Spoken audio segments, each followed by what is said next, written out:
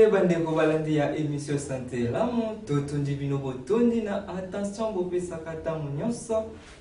ya kolandaka émission na bino kitoko émission santé lamu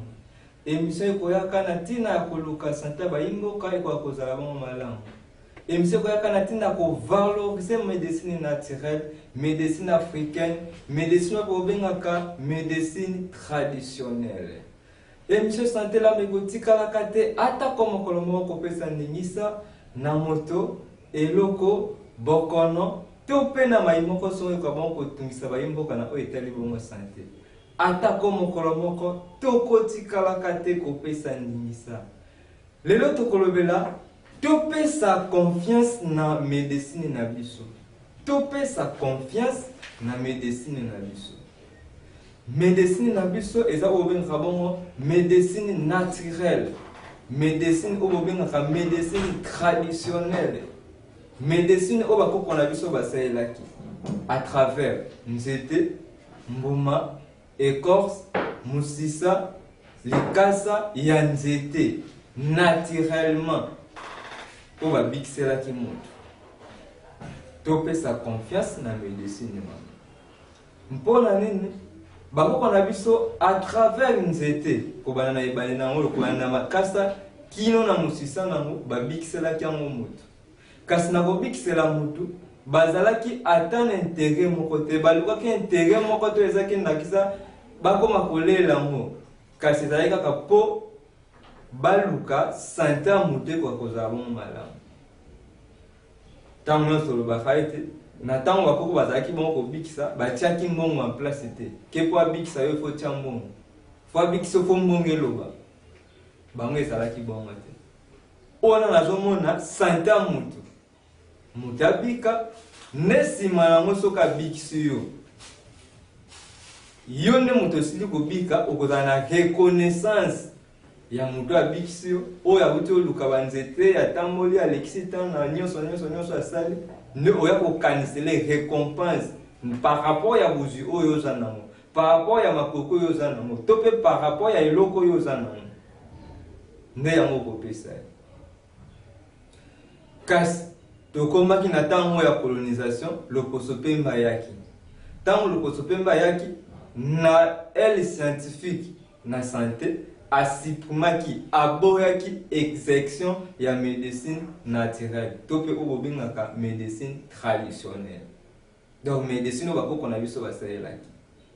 ezalaki bon soki bayoki yo kaka ke mutabelo pese kasa nzete mbuma musisa ya nzete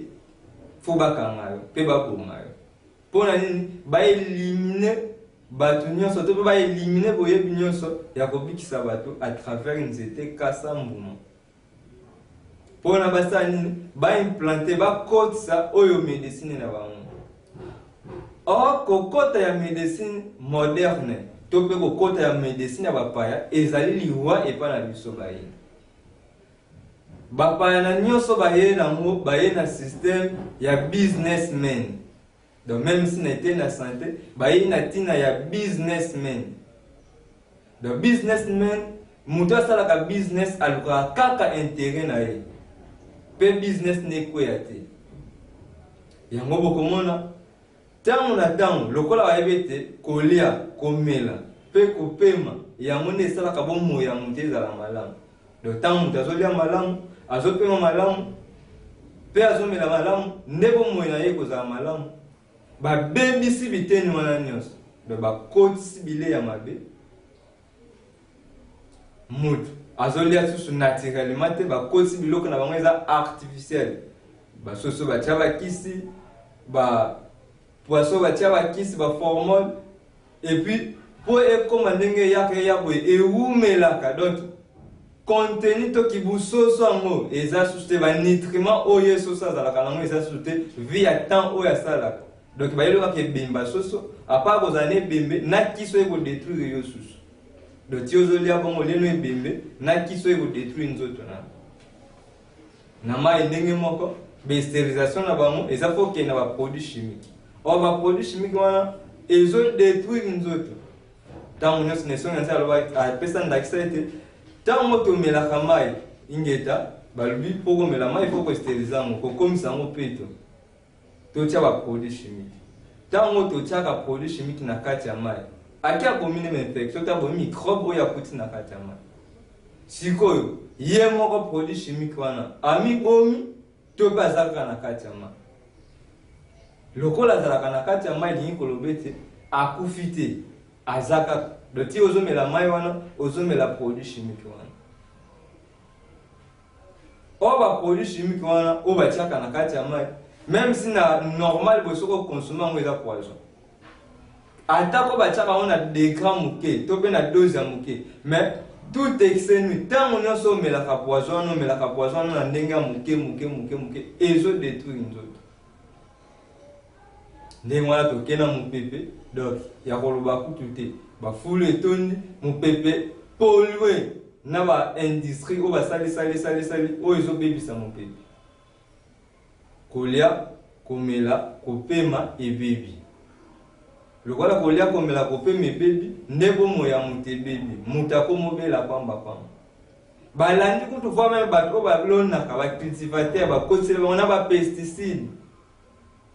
baproduit chimique mpo bakoma kolonela oyo soki moto akoma olona na baproduit wana ya yango na baproduit yango ekoprotege nango ndenge bango balingaka eprotege contre bainsecte mpo eto mpe ebotisa biloko wana mbangu mais biloko wana eza na banitriment ndenge moko te na oyo baloni naturel baproduit chimique wana ndenge baloneli yango bongo nsima kokolisa biloko mbangu to ya koprotege biloko contre bainsecticide yo moto ntango kokonsome yango ekoma odétruire sikoyo nzoto ya yo moto ntango nyonso tolobaka esalaka biso mpasi kotala mabele oyo tokotikela bana na biso nini mpo na nini na kokota na kolonelaka na baproduit chimique wana ntango tolonelaka produit chimique wana ntango tolona biloko na biso milona na biso na baproduit chimique wana abomaka mabele donc mabele aza susu na nguya te ya kobota naturellement donc akobotisa susu naturellement te alors ndenge oloni bongo ofavorise nanu commercialisation na bango mpo na nini ntango nyonso okozala na bosengo olona il faut bango nde mpo bango nde bato bayebi ndenge ya kosalela bakiso bango basalela mpo milonano ebota deke tozolonelaka milona wana bana na biso donc génération ekoyaka nsima na biso ekozanga voi meme mabele ya kolonela mpo mabele nyonso tobebisa ngo na baproduit wana baproduit wana ndenge tolonelango ebomi na mabele ekufi bana na biso ntango bakoya bakolonela nini donc tofavorise no commercialisation na bango business na bango na ete na kolona avant lona il faut bango nde il faut baproduit uta pa na bango nde wana milona na ebonga soki baproduit uti pa na bango te moye milona ebonga eza te donc gise tokotikela mpe bana na biso il faut batikela kaka mowumbu yamba balona il faut bakemona balokoso pembe mpo deya mabele na génération na biso nyonso tozoboma esoki na koboma te ebomi nano mabele eye koboma susu santé edétruire santé makasi kokota ya médecine moderne kolia ebebi kopema ebebi komela mpe ebebi tozolia mabe tozomela mabe mpe tozopema mabe esuki bongo te lokola bango businessmen na bango eza partout donc basalaka business na nyonso tina santé business bakisi oyo tozomela eza ya malamu te bakotiseli biso bakisi na bango bakisi oyo ezodétruire santé na biso donc ntango omeli kisi ebikisi mwa moke bokono oyo ozobela donc epemisi ebombi yango donc ekalme nsima kokalme ye ake provoke susu bokono mosusu bandeko na régie soki toza na bino elongo kokotiela bango biso élément ya fumuku soki ya mozala pana na ngola nesongi ya nzela mokobi misala 1921 ya walongo fumuki mbango epai batalisela ete antibiotique ezali mabe antibiotique ye moko kaka na ndenge appellation na ngolo bato e bengelo na ndenge ba bengela ngo anti elingi koloba munguna tope contre biotique vie tope bomoi donc antibiotique elingi koloba contre bomoi tope anti vie bande qu'on a registre ceux qui toza bango ilongo bo kotira bango biso élément basaleli biso bamino oyo eza grave ndakisa antibiotique eza produit oyo ezali plus consommé na kati ya mokili oyo mais ezali pe produit oyo eza plus dangereux na kati ya mokili d'abord kobanda kaka na kombo na ye antibio donc elingi koloba bazali anti-vie anti-naturel danger siko ntango yo ozwi antibiotique asalaka nini antibiotique ntango yo ozwi ye aye akoboma na cellule na anticorps nyonso raison yango ekosala ete il faut omela ye na vitamine po vitamine akoexcite bahormone na kati na nzoto akoexcite sikoyo bacellule mpona bacellule oyo ebotanaka te ebotama donc okomi na bacellule lokola basoso oyo ya bizengi mpona nini baafricain bango mo bakoki koproduire te biloko ya bango moko balia malamu justement nde sika tozokende kolimbola siko antibiotique baminganga bazosukisa koloba na bato te antibiotique ebomaka microbe nzoka antibiotique abomaka na cellule na anticorps tuna ye mongango ebi mpona nini olingaka vitamine ezala parce que vitamine ntango akoya lokola basi babomi bacellule babomi baanticorps siko moto akomi lisusu plus malade grave nde siko bacellule par incitation donc pardon excitation ekoya kobotama donc eza bacellule moko lokola artificiel lokola liki ya soso pondeuse oyo bamaki oyo ezanga bomoi tala soso bapesi ye bavitamine ndenge azolia eke koexcite bahormone na ye kuna na kati maki ezwi esalemi kaka boye ekoti donc azokende kobwaka kaka maki eza na bomoi te donc f no fécondé donc bacellule wana siko ntango etondeli bato na bomoi vie ya bato ezokoma mokuse parce que oza lisusu na baanticorps ya malonga te oza susu na bacellule naturelle te nini ekoze eza antibiotique sikoyo okokoka pe te siko même soki ozwi baproduit naturel okozala na pasi parce que oza na baanticorps moke bacellule naturelle moke sikoyo ifo kaka osala recours lisusu kaka na antibiotique aya koboma lisusu na yo donc bacellule ya nzoto no naturel aboma lisusu na baanticorps na yo parce que surtout toza kokonsome d'abord yango antibiotique wana eza mabe et puis toza kokonsome bilei oyoyo eza na bomoi te na kati na yango mpo soki ole soso ya kizengi cerveau na ye eza faible akosala nini na cerveau na yo akobebisa yo matondo mingi bandeko balandi ya émission santé la mope bongo voir mo télévision ndenge balobaka tv za falio te bino moko en tout cas bosili bongo komona elema enesongi nzila fumu kusukia munzala pala na ngola moko bimisala ya 1921 ya walongo fumu kimbanga mangitu kolo wa masiva lolendo walunungu epa batalisalaka ete antibiotique ezali mabe na bomo ya moto en tout cas akoyo komela antibiotique te anti nenga ebengolo nango eza to pe appellation nango nenga bozoyokela anti elingi koloba contre biotique bomoi to pe vie donc antibiotique elingi koloba contre bomoi to pe contre vie elingi te komela to epekisa mi eza pena malamu te tomelaka antibiotique parce que baantibiotique otomelaka à part kokalime nzoto do tango zoyoka obeli okena ba hôpital ba komela antibiotique omeli ndenge omeli yango ekalime nango bokono zalaki nango mais ye moko ake provoquer susu ba bokono mususu tozo andakisa ba gentamicine ba micacine qui sont là et ezali ba antibiotique mais ezala ba effet secondaire ya mabe makasi na nzoto yango wana tomoni neurotoxicité donc tant on mélange et que empoisonner les nerfs, autotoxicité, et que empoisonner les matouilles. Donc, il faut que un petit qui n'a niveau que commission aux oyo ka sous-souté. Or, tisikoyo, et je peux ça marakaka. Toye na antibiotique mususu, le col la pénicilline. Et ça a des faits néfastes à ma casse, tout des faits mon frère m'a bien ma casse.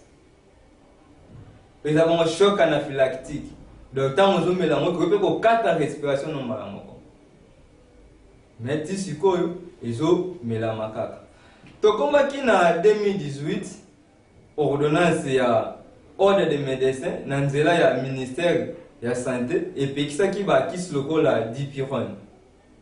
Dipyrone va puis ça qui en haut, natina nini, agranulocytose. Et ça nini, quand on va qui soit la dipyrone, et qu'on détruit les globules blancs. Donc, dipyrone on attend aux autres hommes, et ça a plus de choses, et ça qui se soit, on a aussi la personne à temps à fièvre. Donc, tant on a un mutation qui fait qu'aucun hôpital a besoin de dipyrone. Tant on cueille aux yeux dipyrone, et qu'elle détruit les globules blancs. Or, les globules blancs, et ça, na musala, il y a ma cache, et ça, là, quand on a un tu es avoir une défense à l'organisme. Donc, qu'on batte là, nous autres. Contre nyonso ya mabe eko ya to contre munguna nyonso ya nzoto ya lokola ba FARDC na mboka ba FARDC na mboka ba batela ka mboka contre munguna oyo ya kotake mboka siko na nzoto mutu twapenda ba oyo batela ka nzoto po munguna ya nzoto akota te ya mwana ba globule blanc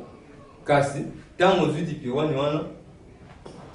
eko détruire to pe ko boma ba globule blanc wana ya lokola batu baye babomi ba FARDC nyonso na mboka. Alors ndenge babomi ba FARDC c'est que munguna nyonso akokota ndenge alingi pe asali mabe nyonso ndenge alingi na kati ya mboka. Donc ceux qui ba globule blanc wana bakomi détruit to pe bakufi bokono nyonso ko ya ndenge lingi ekoti na nzoto ya mutu pe ebomi ndenge lingi. Mais il y a pas ces actes na ba centre mususu ya mike kino lelo badipirone wana bazali kosalela yango neto kosenga penza na bakonzi na biso balandela surtout ba centre na biso mike kino lelo kisi wana bazokaka kosalela yango malgré bamefe nango ya mabe makasi oyo esalaka na nzoto ya moto na kata audience wana baspekisaka tout souvent même zappé eza bongo selon befe bamona kuna et détruaka fois hépatotoxicité. Donc, tant que mélamine zappé, et qu'on empoisonne fois, nous avons fois, et ça, na musala munene tope makasi ou ça la kananzo tamutu. Tiki no pe lelo, kisi wana ezali kaka kosala, kopesa. Donc, yango tozo senga na bakonzi na biso bolandela penza makasi na bayo bazakon kosalela bakisi wana ko batela milimo ya batu ebele oyo ya bon kokamba. Et kosala biso susu pasi makasi atako kopekisa bakisi wana yana bakisi mususu o eza sur le terrain même si pe ba antibiotique yango ezali kaka kopesama mais ezana be effet secondaire ya makasi kaka ndenge to wina oto utikolo ba effet o ebomaka kisa fois to empoisonner ka fois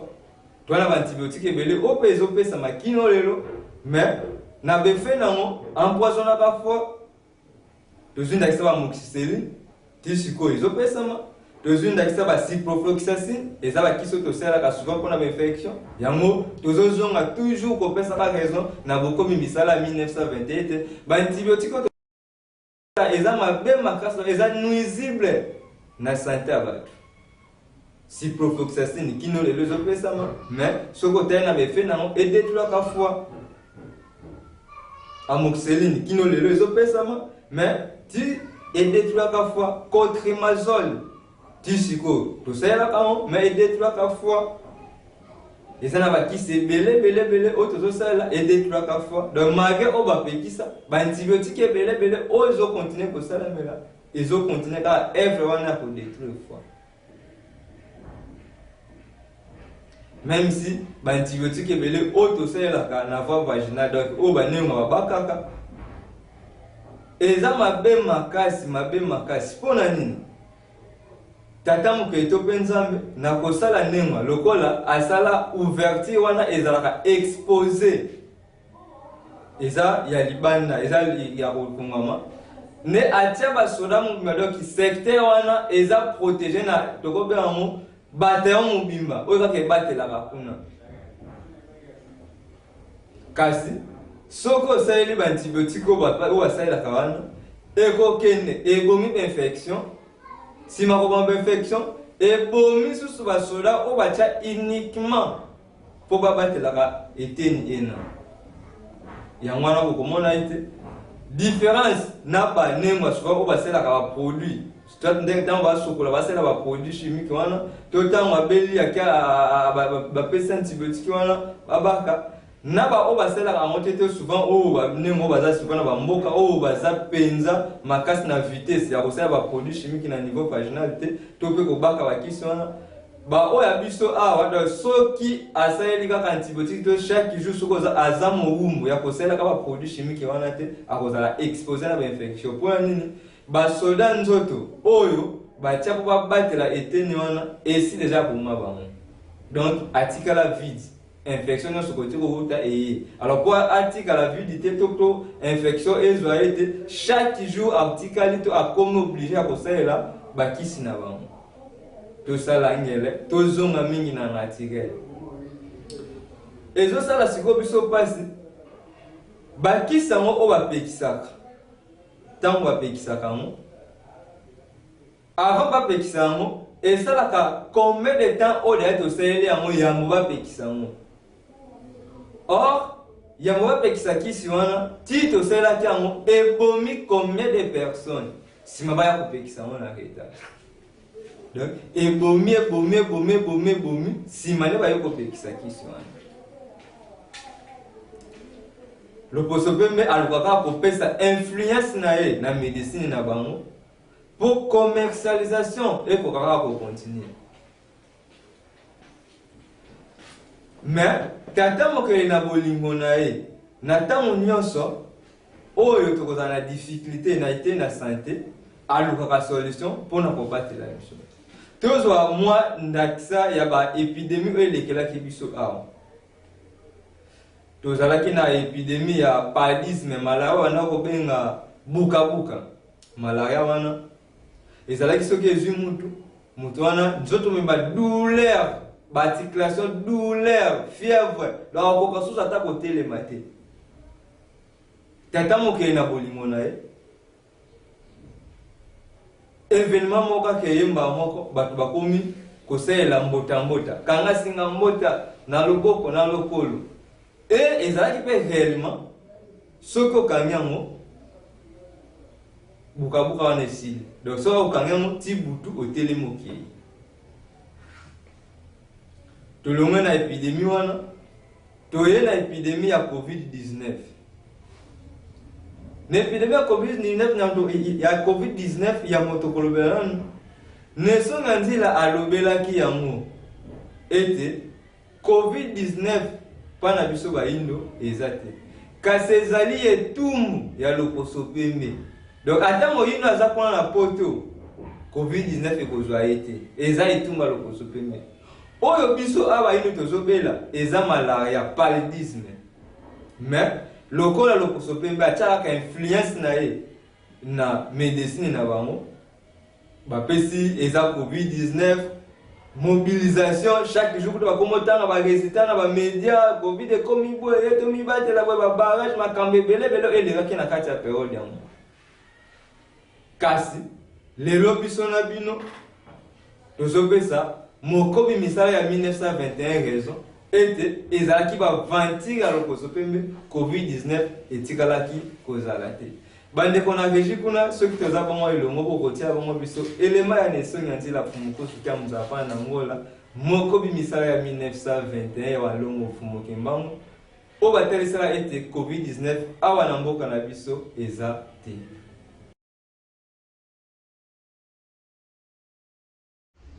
yango na biso tolobi awa na Congo corona ezate na Afrique corona ezate ezali te parce que bazo prélever l'échantillon te pour bazwa tel microbe de la kisi corona mais ezali ba symptôme or symptôme oyo bazo présenter biso awa na oyo ezaka pepe présenter pa ya bango ba mindele ezali symptôme ya malaria donc faut moko zo typhoïde mais na lo bien na yo moko nengoza wana ozoloba bongo tango yoki 20 000 morts na Italie batangi combien de blancs combien de noirs balobi 20 000 morts nyoso mindele siko maladie ezoya ekuti na mindele na bayindo mais ezo sauter ebomi mindele etiki moyindo et sauter mais il faut vous comprendre que oui c'est destiné na bango eza lokwa na kata ndako boza na bana ya batu na basoso mais maladie on ezo boma basoso siko biso batu toko bangani parce que ça clair bo bazo kufa eza basoso atoza na bana na kati ndako koloba ke no mwana nga pa kufa ndenge soso akufi te omoni ke maladie eza basoso maladie eza ba mindele tolobaka malamu biso na ba mindele toza loposo moko te ata batu baganga ka makila moko mais preuve nzambe alakisi yango lelo tangu siko ye moko nzambe biso tolobaka te mutu mwindu loposo ya tata nzambe ya tata mokele biso bayinde tozali bikelamu ya valeur oyo tata mokele alinga koleka mokili mobimba mais lelo preuve banda na Asie na Amérique mindele nyoso babetami sauf bayinde mais siko na bayinde loko nini esali bango parce que omoni bayindo baza collé na ba mindele yango ezosala soki mindele kuna balobi épidémie bango pe bagangi épidémie balobi pandémie bango pe bagangi pandémie balobi confinement bango pe confinement bango bakangi frontière ape bakangi frontière mais tokene na ba preuve ngai nesonya nzila ona komelaki mindele ona zolo ba prophétie mfumu kimbanga ona zolo ba pe lelo pona corona na zolo ba malamu na gouvernement congolais na ba technicien na domaine médical pe na zolo ba na chef de l'état oyo ezomona na polele corona un mois na Congo soi-disant 20 morts soi-disant 20 morts mais na mokolo moko kaka na France 800 na États-Unis 2000 na Italie 1800 1970 na Allemagne na Espagne ba 1000 ba 800 ba 900 mais na Congo un mois 20 est-ce que maladie wana penza zo terroriser na Congo non c'est clair que na Congo eza ni épidémie ni pandémie ingeta nazo limbola symptôme o bazo présenter biso awa ezali symptôme ya malaria ya fièvre ya malaria na typhoïde kisi nango chloroquine yango tozwaka alors bango pe kuna température mati 39-40 yango wana biso tokendelaka na ba dispensaire balobake ozana malaria 2 plus 3 plus moko il faut pas perfuser awa yango wana chloroquine pour la malaria mais ceux qui balobi ke siko bango ba mindele balobi ba kozwa chloroquine c'est que symptôme ya malaria et pas na biso yango wana alors malaria ebomaka biso moins 200 par jour na Kinshasa 200 bien 250 ndenge nini ba technicien médecin na biso ba kokite kota la réalité wana en face mais ba préférer ba kende loba na mokonza mboka te bango ba découvrir corona wa na nini na symptôme nini et puis na pareil nini oya température wana mais o wana kolakisa no kaka fièvre malaria à moins que na poto toyoka teno ba mindele bazobima ba bibo ou bien ezo bakisa bango matoyi ekomi matoyi misatu bien mine misu mine maduso azolo musu ezobima bango wa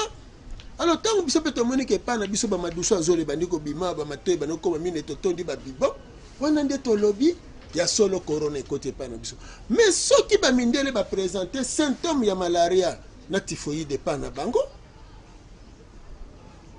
tension même symptôme wana tango ye pa na biso esali kaka bongo totali ameuza symptôme ya malaria na typhoïde yango tozalaka nango liboso tokobenga ngo corona te soki nini corona te ou alors epa na biso babengaka ngo malaria na typhoïde kuna epa na bango corona.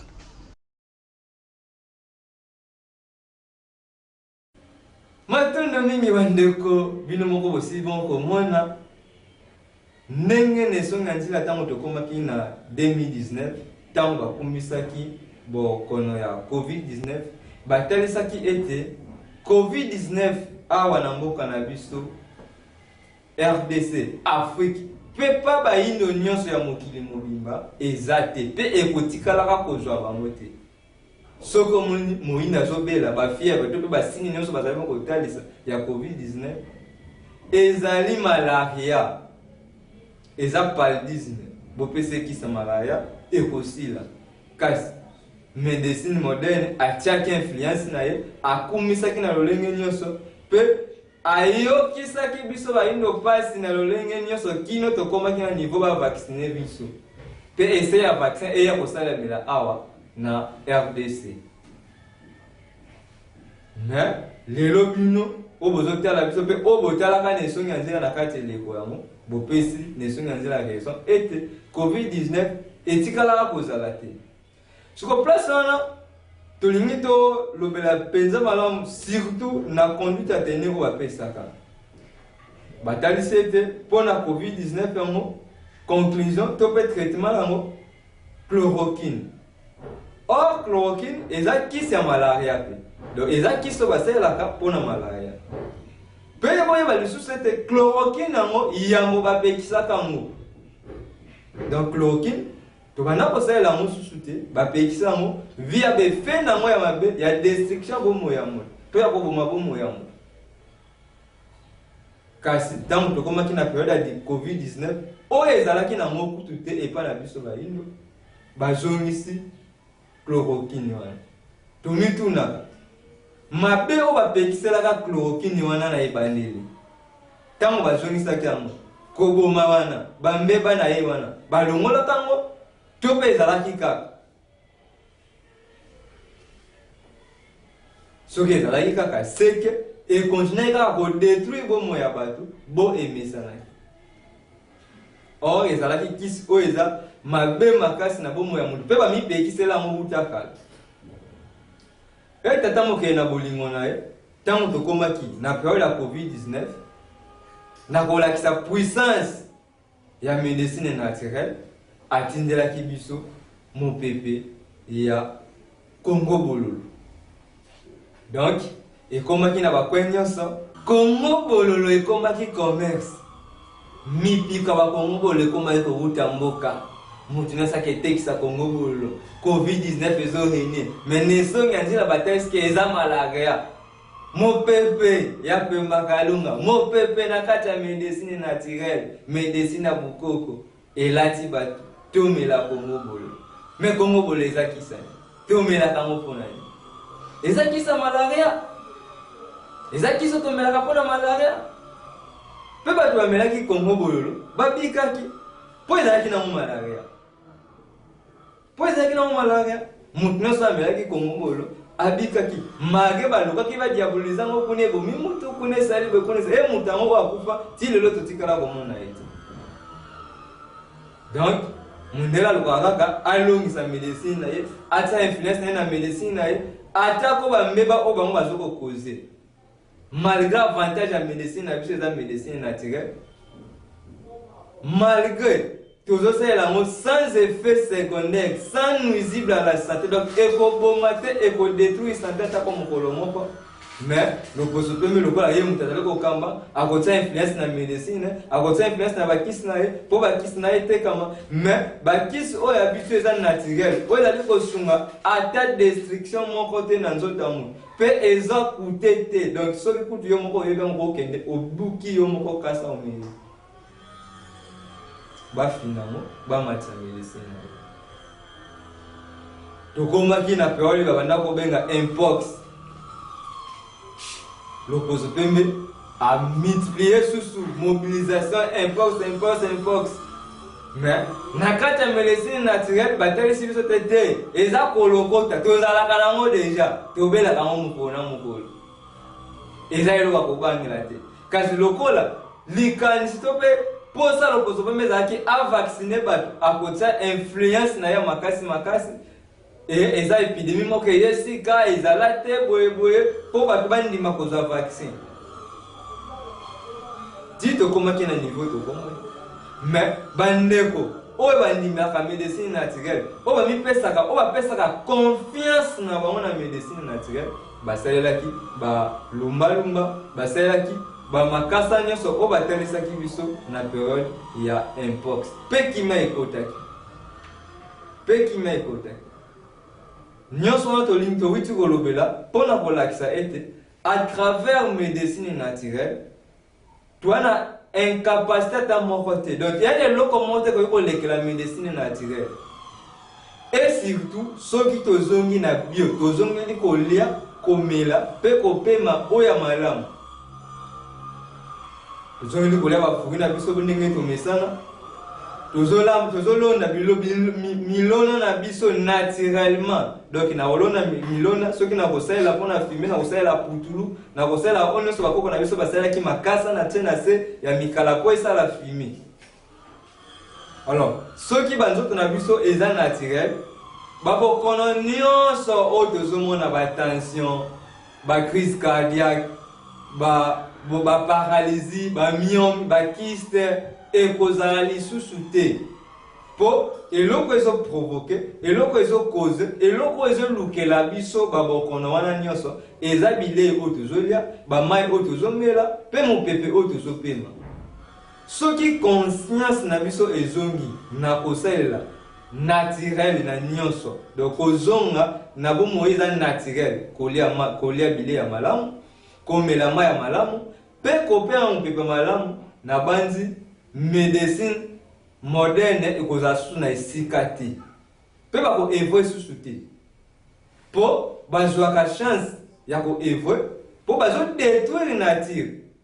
tozolia biloko mabe tozomela mai ya mabe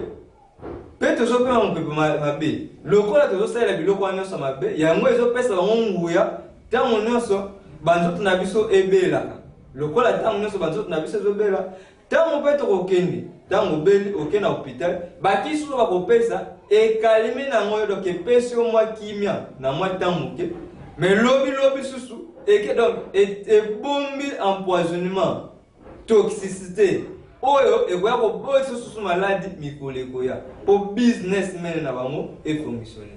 elingi koloba soki topesi confiance à 100% na médecine naturelle tomipesi mpe biso nyonso naturellement kolia naturel komela naturel kopema naturel donc kolia bio ndenge atata mokelakela eloko wana tolela ngo bongo tolambela ngo bongo donc soki na kosalela mafuta na kosalela mbila soki na kosalela tomate na kosalela tomate ya mbuma mpe oyo baloni bio donc oyo baloni na baproduit chimique te na bapesticide te mpo soki osalelaka oyo baloni na bapesticide elingi koloba otie baproduit chimique na nzoto soki na kolia mbisi na kosomba mbisi oyo ya mai nyama na kosomba nyama zamba to nyama babokola kasi nyama oyo euti libanda te oyo batia baproduit chimique te soki tozosalela biloko wana nyonso na banzi ekozala pasi mpo moto abela susu e médecine moderne ekokanga bisaka ekokende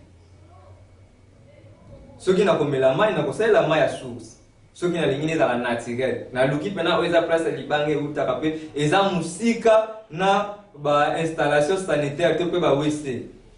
naluki oyo eza mosika wana natoki nde yango na komela na banzi ata produit chimique moko ekozala te or absence ya consommation ya produit chimique yango ekosala ete bomoi na biso ezala molai mpe ezala pasi mpo moto akoka bongo kobela